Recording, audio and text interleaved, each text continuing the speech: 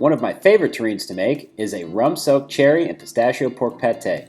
Full recipe in description below. To start off, we will be using ground fatty pork shoulder, which will make up about 75% of the pate base. The ground pork liver will make up the remaining 25%. Heavy cream, my favorite rum soaked cherries cut into fourths, lightly salted pistachios, a tablespoon of fresh chopped thyme, freshly ground black pepper, and last but not least, kosher salt to bring out the flavors, sodium nitrite to give pink color and extend the shelf life, and baking soda to help increase the water holding capacity during cooking.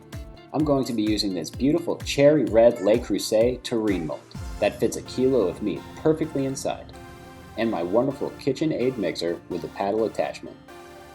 Check description below for product links. Okay, first step is to put the ground pork and the salts with baking soda in the mixer on level 1. Then add the liver and mix for 1 to 2 minutes. Make sure you have a spoon to scrape down the sides of the bowl and the paddle. Now you can incorporate the herbs: black pepper, pistachio, rum soaked cherries.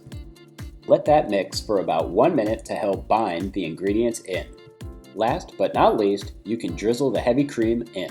Keep the mixer on until it binds back up again, about another 1 to 2 minutes. The pate mixture should look like this, well mixed with a proper bind. Okay, now I've placed a parchment paper in the terrine mold to make it easier to take the pate out after it's been cooked. Evenly spread the mixture on the bottom and try to minimize the amount of air bubbles or gaps. If you have something nice to put in as an inlay, like a confit pig tongue or a chunk of foie gras, you can put it here in the middle, then spread the rest on top. The beautiful thing about making 1 kilo or 2.2 pound meat recipes in my kitchen is it fits perfectly in almost all my kitchen smallware. Good to go! Let the pate refrigerate overnight to let all the salt and flavors meld together. To cook this pate, I put the Le Creuset in a food grade plastic bag and place it in a water bath with an immersion circulator going at 145 degrees for 5 hours.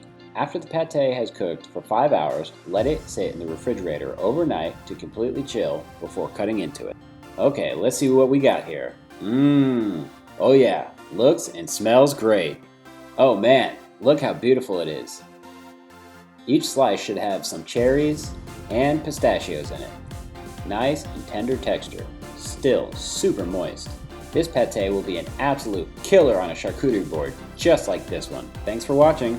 Do me a solid and like this video, and please subscribe. If you have subscribed already, I'm going to give you a big hug next time I see you.